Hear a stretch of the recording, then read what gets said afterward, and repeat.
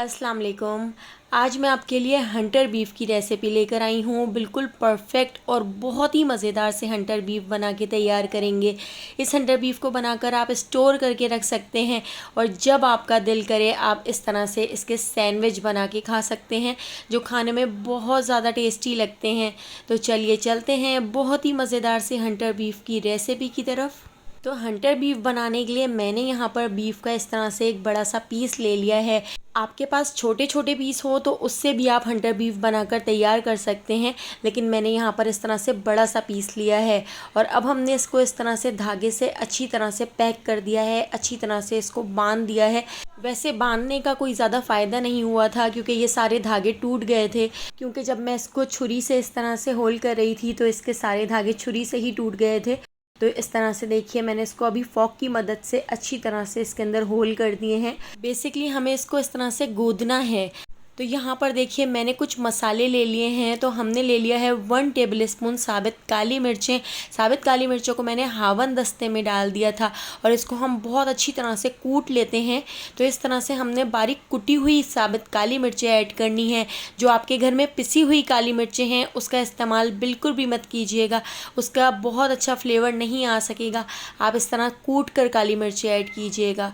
अब हमने यहाँ पर एक बाउल ले लिया है, इसके अंदर मैं ऐड कर देती हूँ 1 टीस्पून भर के नमक और 1 टेबलस्पून जो हमने काली मिर्चें कूट ली थी तो काली मिर्चें हम इसके अंदर ऐड कर देते हैं।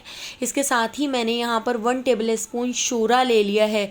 शोरा या शूरा जो भी आपके घर में इसको कहा जाता है, ये किसी भी पंसार की दुकान पे या किसी भी जनरल स्टोर पे आपको बहुत ही आसानी से मिल जाएगा। इससे आपका हंटर बीफ बहुत ही परफेक्ट बनेगा और बहुत ही अच्छी तरह से गल जाएगा।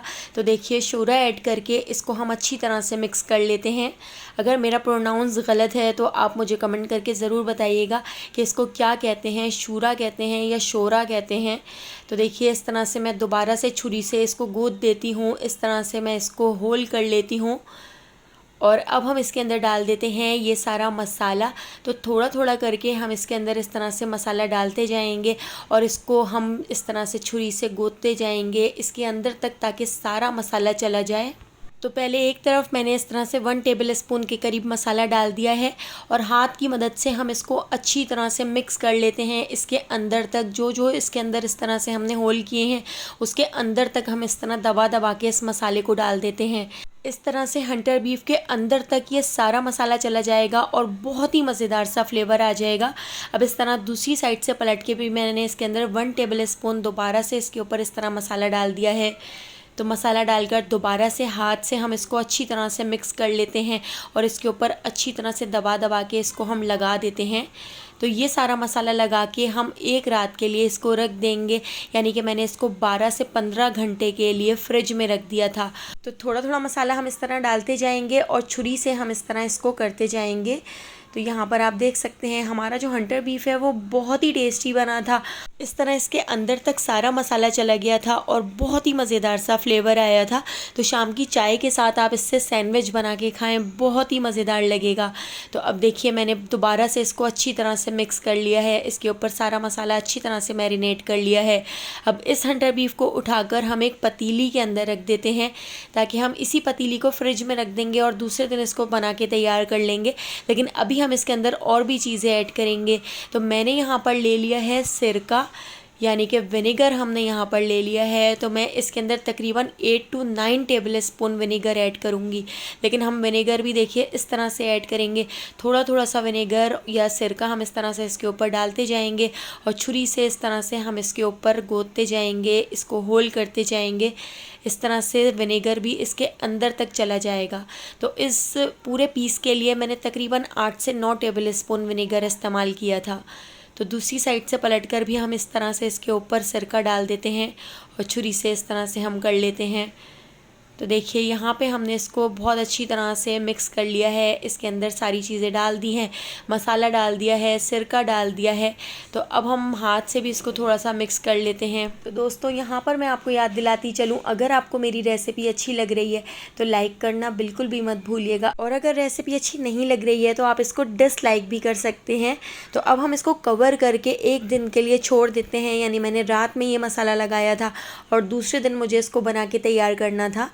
अब हम इसके अंदर ऐड कर देते हैं पानी। तो मैंने इसके अंदर तकरीबन 4 गिलास के करीब पानी ऐड किया है। पानी हमने इतना ऐड करना है कि गोश्त का ये पूरा पीस पानी के अंदर अच्छी तरह से डूब जाए, अच्छी तरह से डिप हो जाए। अब हम इसको कवर करके गैस के ऊपर पकने के लिए रख देते हैं। तो देखिए इसको पकते हुए तकरीबन अभी 1.5 घंटा हो चुका है और एक साइड से हमारा जो गोश्त है वो अच्छी तरह से गल चुका है। तो पलट के अब हम इसको दूसरी साइड से भी बिल्कुल इसी तरह से गला लेंगे। तो बिल्कुल इसी तरह से दूसरी साइड से पलट कर भी हम इसको 1.5 घंटे के लिए कवर करके लो फ्लेम पर छोड़ देते हैं। तो देखिए 1.5 घंटे बाद इसका सारा पानी खुश्क हो चुका है, बस थोड़ा थोड़ा ही इसके अंदर पानी बचा हुआ है। तो बस अब हम इस पीस को इस तरह से चेक कर लेते हैं। देखिए कितनी अच्छी तरह से गल चुका है, बहुत ही आसानी से छुरी अंदर जा रही है। तो इस तरह से अब मैं इसको काउंटर के ऊपर लेकर आ गई हूँ। तो ये अभी भी गरम गरम है, गरम गरम में ही हम इसकी कटिंग कर लेते हैं। तो इसके ऊपर जितने भी इस तरह से धागे हैं तो धागों को भी हमने हटा दिया है और इस तरह से देखिए तेज़ छुरी से मैं इसकी इस तरह बिल्कुल पतले पतले स्लाइस में इसकी कटिंग कर लेती हूँ। तो यहाँ पर देखिए बहुत ही बेहतरीन हमारे हंटर बीफ बनकर तैयार हो चुके हैं। अंदर तक बहुत ही मज़ेदार सा फ्लेवर आ गया है। तो इस हंटर बीफ को बनाकर आप स्टोर करके भी रख सकते हैं और जब दिल करे आप इसको फ्राई करें और इसका सैंडविच बना के तैयार करें। तो मैं आपको सैंडविच बना के दिखाती हूँ।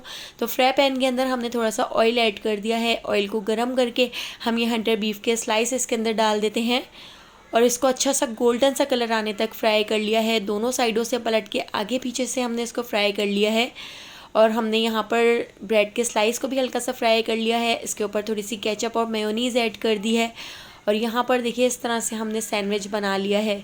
तो अगर आपको मेरी ये रेसिपी पसंद आई हो तो लाइक, शेयर और सब्सक्राइब करना बिल्कुल भी मत भूलिएगा और बेल आइकॉन के नोटिफिकेशन को ज़रूर ऑन कीजिएगा, क्योंकि डेली मैं आपके लिए बहुत ही मज़ेदार सी रेसिपीज़ लेकर आती हूँ। उन सारी रेसिपीज़ का नोटिफिकेशन आपको फ़ौरन मिल सकेगा और आप मेरी सारी वीडियोज़ वॉच कर सकेंगे। तो आने वाली वीडियो तक मुझे दीजिए इजाज़त। अल्लाह हाफ़िज़।